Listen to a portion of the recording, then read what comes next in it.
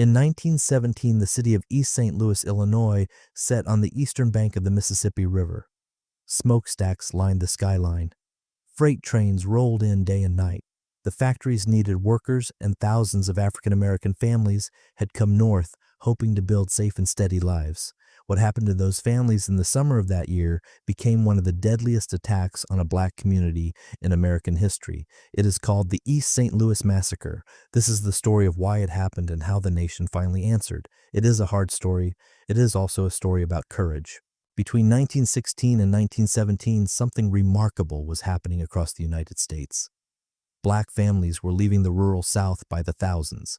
Historians call this movement the Great Migration. In the South, those families lived under unfair rules called Jim Crow laws. They faced low pay and the constant threat of violence. Northern factories were producing supplies for World War I, and they needed hands. Word spread through letters and newspapers and church meetings. During the spring of 1917, black newcomers were arriving in the St. Louis area at a rate of about 2,000 people every single week. They came carrying suitcases and hope. East St. Louis was a hardworking industrial town. The aluminum ore company sat nearby, along with steel foundries and glass plants and stockyards. In the summer of 1916, white meatpacking workers went on strike for higher pay. Company owners answered by hiring black workers to take their places.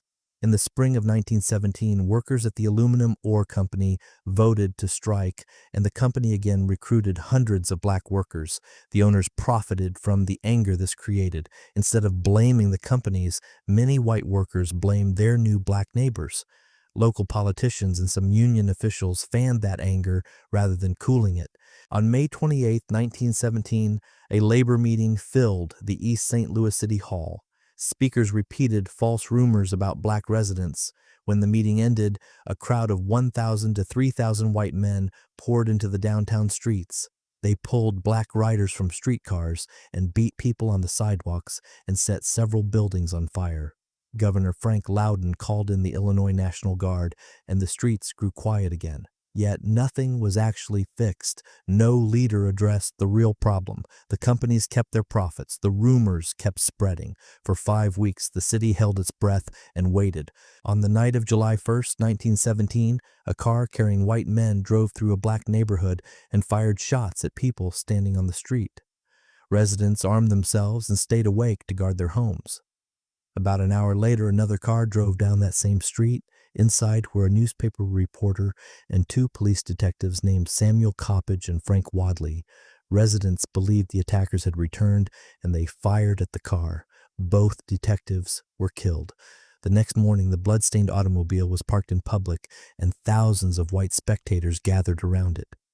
Anger became a plan, and the plan became a mob.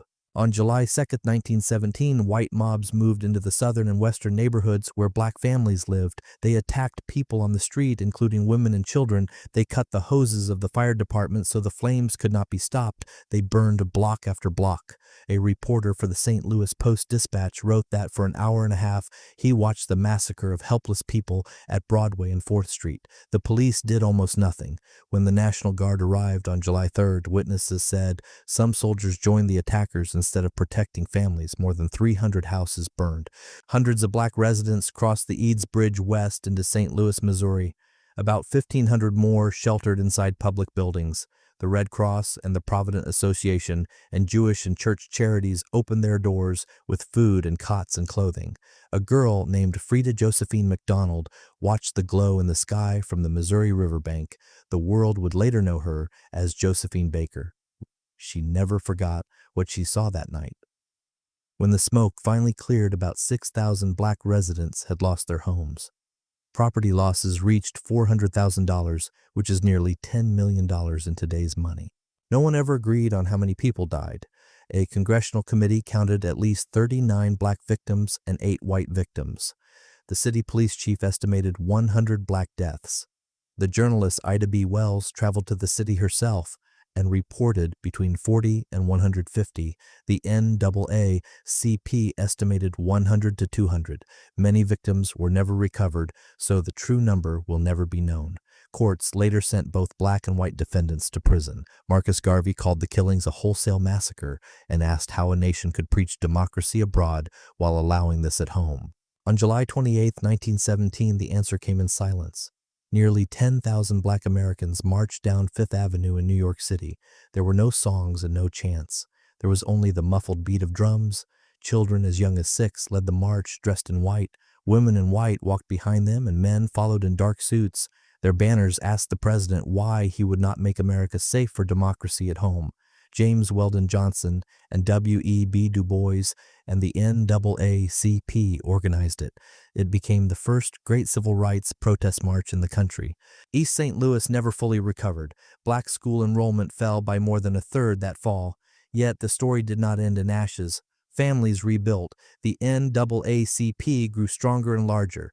The silent parade showed a nation that dignity itself can be a form of protest. Remembering the summer of 1917 helps us understand how rumors and greed and silence can turn neighbors into enemies. It also reminds us that ordinary people met terrible cruelty with courage and organization and hope. Their names deserve our memory. Their example deserves our respect. Thank you for learning this history with us today. If you like this video and would like to see more content like it, please give it a thumbs up, share it with others, and subscribe to our channel. Our goal is to educate and preserve history.